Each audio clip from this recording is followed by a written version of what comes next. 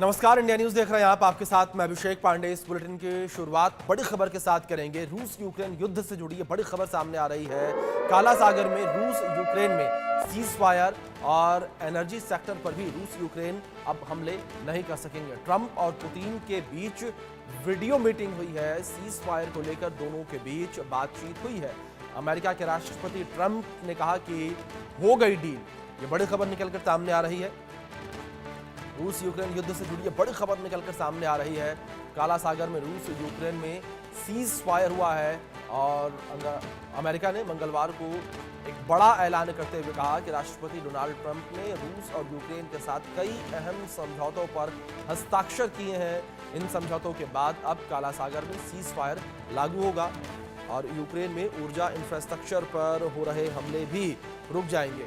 इस समझौते से पहले सऊदी अरब में रूस अमेरिका में कई दौर की बातचीत हुई। इस बीच ट्रंप और पुतिन ने भी वर्चुअल मीटिंग की है। मसलन यह ऐतिहासिक करार अमेरिकी राष्ट्रपति ट्रंप और रूसी राष्ट्रपति व्लादिमीर पुतिन के बीच हुई वीडियो मीटिंग के बाद हुआ है।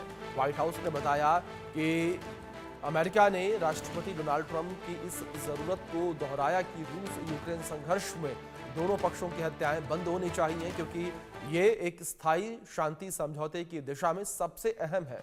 अमेरिका ने मंगलवार को यूक्रेन और रूस के साथ अलग अलग समझौते किए ताकि काला सागर में सुरक्षित नौवहन सुनिश्चित किया जा सके। इसके अलावा दोनों देश एक दूसरे की ऊर्जा सुविधाओं पर भी हमले रोकने को तैयार हो गए हैं।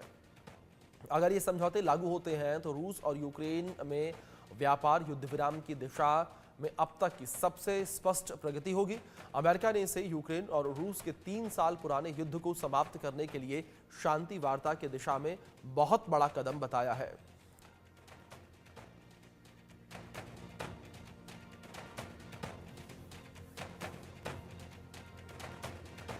तो कुछ जानकारियां आप तक ग्राफिक्स के माध्यम से पहुंचाते हैं किस तरीके से रूस यूक्रेन में युद्ध विराम हुआ है। रूस यूक्रेन युद्ध अब खत्म होने की कगार पर आ चुका है। ट्रंप और पुतिन के बीच वीडियो मीटिंग के बाद ये समझौता हुआ है। दूसरी ओर काला सागर में रूस यूक्रेन में सीज फायर पर सहमति बनी है। पुतिन और जेलेंस्की अब काला सागर में युद्ध विराम के लिए तैयार नजर आ रहे हैं।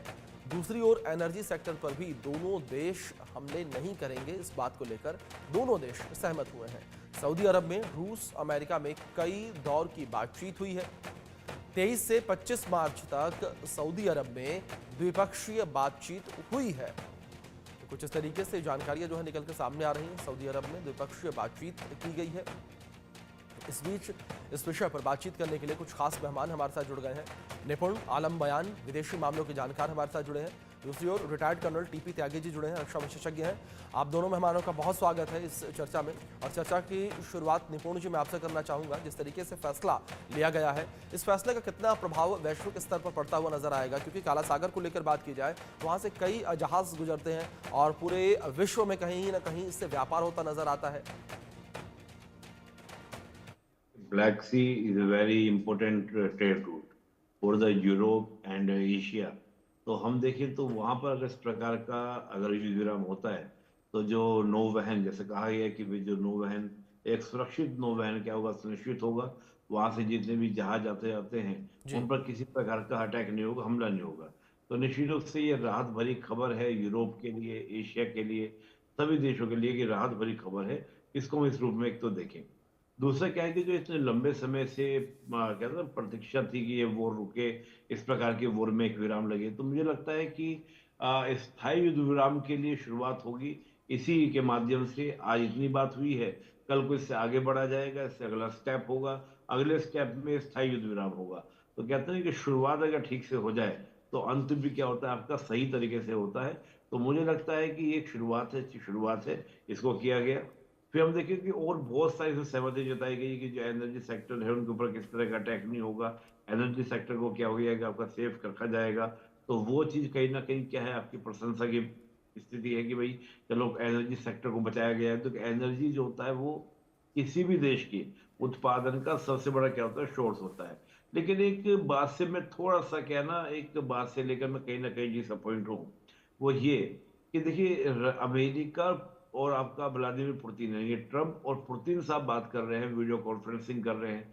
लेकिन जो मुख्य पार्टी है, यानी कि इसमें स्टेक होल्डर तो दो ही हैं, रशिया और यूक्रेन है, उसको उतना ज्यादा उसमें शामिल नहीं किया जा रहा है। ठीक है, वो बात अलग है कि सऊदी में बैठकर, चाहे वो रशिया के प्रतिनिधि हो, यूक्रेन के प्रतिनिधि हो, उन्होंने कल बैठकर बात की। उसके बाद फिर पुतिन साहब और ट्रम्प साहब ने क्या किया, बात किया, वीडियो कॉन्फ्रेंसिंग की।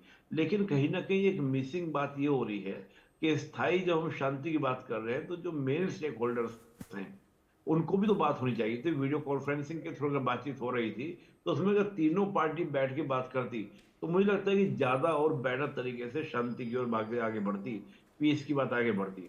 तो कहीं ना जी कहीं मुझे लगता है कि थोड़ा सा ये एंगल अभी मिसिंग है, जी जिस पर कहीं ना कहीं अमेरिका को, रशिया को फोकस करना चाहिए। जी जी। ठीक है।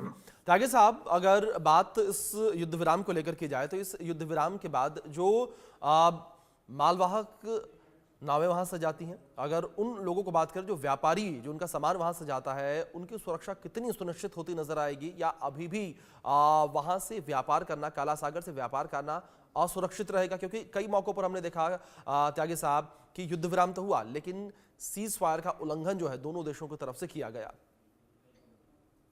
जी सर, हम आशा करते हैं कि ये जो सीज फायर का समझौता हुआ है ये जी लागू हो, लेकिन ये लागू होता हुआ दिखाई नहीं दे रहा। क्या 2022 में समझौता नहीं हुआ था? 2022 में समझौता हुआ था कि अफ्रीका में, वेस्ट एशिया में उस समय अन्न के दाम बहुत बढ़ गए थे, तो स्पेशल समझौता किया गया था कि जहाजों को आने जाने दिया जाएगा, ब्लैक सी के अंदर फ्री मूवमेंट होगा। लेकिन उन्हीं जहाजों में हथियार आने लगे, तो फिर 2023 में इस समझौते को रशिया ने लिफ्ट कर लिया। क्या इससे पहले ये समझौता नहीं हुआ था कि एक दूसरे के देश में एनर्जी स्ट्रक्चर, इंफ्रास्ट्रक्चर पर और दूसरे इंफ्रास्ट्रक्चर के ऊपर हमले नहीं किए जाएंगे? लेकिन यूक्रेन ने रशिया के एंजल बेस के ऊपर भी किए, यानी कि इंफ्रास्ट्रक्चर, और रिफाइनरी पे भी किए, यानी कि एनर्जी। ऐसे ही रशिया ने भी यूक्रेन पे हमले किए।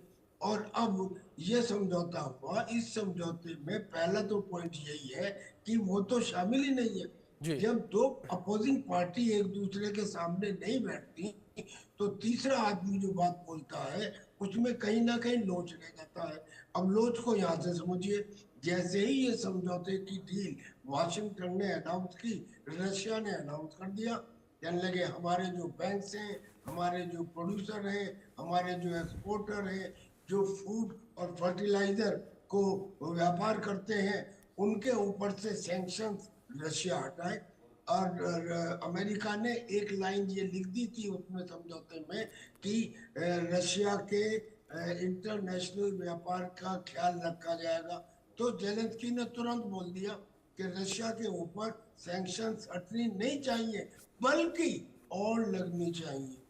और उसने कहा कि इतना ही नहीं, मुझे हथियार और देने चाहिए। अब अगर ये सीज फायर की तरफ बढ़ रहे हैं, तो हथियार क्यों मांग रहे हैं?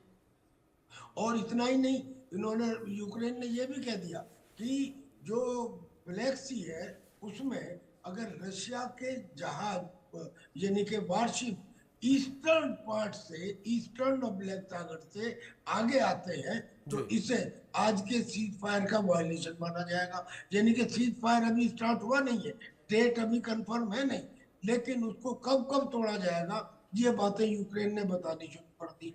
अगर ये पहली बार होती तो मान लेते कि गलती हो सकती है, लेकिन ये रिपीटेडली कई बार हो चुकी है।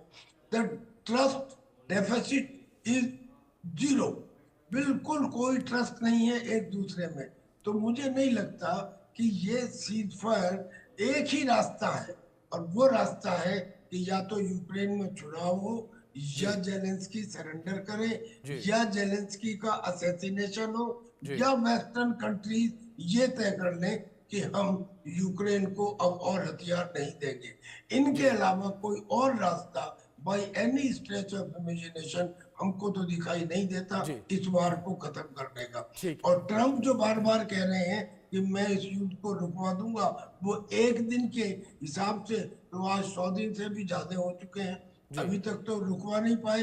बल्कि ट्रंप के आने के बाद में और नए लड़ाई झगड़े और शुरू हो गए हैं। क्या इसराइल और हमास में जो सो कॉल्ड शांति थी ब्रीच हुई कि नहीं हुई? जी, ठीक है। इसराइल इसराइल बिल्कुल, जी। बिल्कुल त्यागी साहब, इन्हीं शब्दों के साथ मैं वापस आऊंगा आपके पास, लेकिन इस बीच निपुण जी मैं आपका रुख करूंगा, बात करूंगा इस युद्ध विराम को लेकर कि नाटो और यूरोपीय संघ की जो रूस के प्रति नीति रही है, क्या उस नीति में बदलाव देखने को मिलेगा? क्योंकि पूरे युद्ध के दौरान यहाँ पर एक कड़ा रुख जो है अपनाया गया, लगातार रूस पर भी दबाव बनाने का प्रयास किया गया, लेकिन रूस जो वो मानता नजर नहीं आया। रूस ने हमले जो है लगातार अपने जारी रखे थे यूक्रेन के ऊपर।